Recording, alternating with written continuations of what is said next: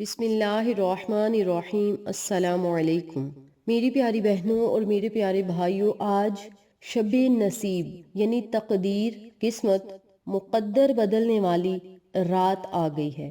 اس بابرکت عمل کو آپ نے آج شب جمعہ سے شروع کرنا ہے اور شب بارات کی رات تک اس عمل کو جاری رکھنا ہے۔ جو خواتین اس عمل کو آج دیکھیں وہ آج سے ہی اس وظیفے کو شروع کریں، جو لوگ ہفتے کے دن دیکھیں وہ ہفتے کے دن اس عمل کو کریں، اور اتوار کے دن تو شب بارات کی رات ہے تو آپ نے اتوار والے دن اس عمل کو، اس وظیفے کو ضرور پڑھنا ہے۔ انشاءاللہ ایک تسبیح اور 2 نفل آپ کی زندگی، تقدیر اور مقدر کو ضرور بدلیں گے۔ اس بابرکت عمل کو آپ کسی بھی حاجت کے لیے، خواہش کے لیے، کسی بھی خاص مقصد کے لیے پڑھ سکتے ہیں۔ پریشانیوں سے نجات پانے کے لیے، مصیبتوں سے نجات پانے کے لیے، اللہ سے اپنے دل کی باتوں کو منوانے کے لیے، اپنی دعائیں قبول کروانے کے لیے، مسائل کو حل کروانے کے لیے، قرض اتارنے کے لیے، کسی بھی خاص مقصد کے لیے آپ اس عمل کو، اس وظیفے کو اگر پڑھ کے اللہ سے دعا کریں گے تو انشاءاللہ رب کریم آپ کی دعا کو رد نہیں فرمائے گا، بلکہ آپ کی ہر دعا کو شرف قبولیت عطا کرے گا۔ شب بارات کی رات کا بہت ہی آسان عمل ہے، اور شب بارات کی رات اللہ رب العزت انسان کے پورے سال کا حساب و کتاب لکھتا ہے، یعنی رزق، دولت کے بارے میں، کامیابی کے بارے میں، خوشیوں کے بارے میں، زندگی اور موت کے بارے میں، اس کے علاوہ ہر چیز کے بارے میں اس رات میں فیصلہ کیا جاتا ہے۔ اور اللہ کریم اپنے فرشتوں کو حکم دیتا ہے کہ اس رات میں جو بندہ مجھ سے مانگ رہا ہے، جو دعائیں کر رہا ہے، اسے ضرور عطا کرو، اور کوئی شخص ایسا نہ رہ جائے کہ جو وہ دعائیں مانگ رہا ہے اس کی رد کی جائیں، یعنی ہر شخص کی دعا کو سنو اور ہر شخص کو وہ چیز عطا کرو جو وہ مانگ رہا ہے۔ اور جو لوگ اس رات میں غافل رہتے ہیں، نمازیں نہیں پڑھتے، نوافل نہیں پڑھتے، ذکر خدا نہیں کرتے، ذکر مصطفیٰ نہیں کرتے، وہ بڑے ہی بدقسمت لوگ ہیں۔ ایک مرتبہ حضرت علی علیہ السلام 15 شعبان کی رات کو نماز عشاء ادا کرنے کے بعد گزر رہے تھے تو ایک شخص کو آپ نے سویا ہوا پایا،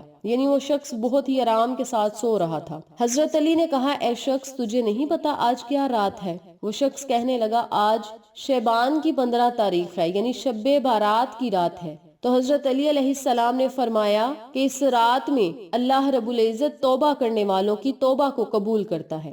جو لوگ اللہ کی رضا حاصل کرنا چاہتے ہیں اللہ ان سے راضی ہوتا ہے۔ جو اللہ کا پسندیدہ اور لاڈلا بندہ بننا چاہتا ہے اللہ اسے اپنا پسندیدہ بندہ بنا لیتا ہے، اور اس رات میں مانگنے والے کو عطا کیا جاتا ہے۔ اے بندہ غافل، اٹھو اور اللہ کی عبادت کرو، اللہ سے دعائیں کرو، اور اپنے نصیب اور مقدر کے لیے اور پورے سال کے لیے دعائیں کرو، اور جو بھی اپنے حق میں فیصلہ کروانا ہے وہ آج کی رات کروا لو، کیونکہ اس رات میں اللہ کریم ہر وہ چیز لکھ دے گا جو پورے سال میں آپ کے ساتھ ہونا ہے۔ اس بات سے ثابت ہوتا ہے کہ یہ رات کتنی بابرکت اور عظیم و شان رات ہے، اور اس رات میں جو بھی آپ دعا کریں گے وہ رد نہیں ہوگی، بلکہ اللہ کریم آپ کی خالی جھولیوں کو ہرا بھرا کرے گا اور آپ کے منہ سے نکلی ہوئی ہر دعا ضرور پوری ہوگی۔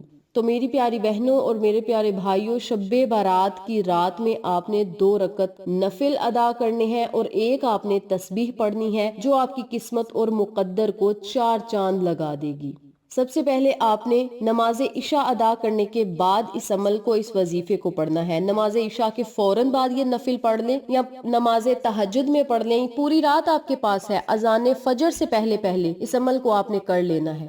2 رکعت نفل آپ نے نماز حاجت کے ادا کرنے ہیں، اور نفل اس ترتیب سے ادا کرنے ہیں کہ سورت فاتحہ کے بعد 15 مرتبہ آپ نے سورت اخلاص پڑھنی ہے اور 1 مرتبہ آیت الکرسی پڑھنی ہے۔ جن لوگوں کو آیت الکرسی نہیں آتی وہ صرف 15 مرتبہ سورت اخلاص پڑھ لیں، اور جن کو آیت الکرسی آتی ہے وہ آیت الکرسی بھی ضرور پڑھیں۔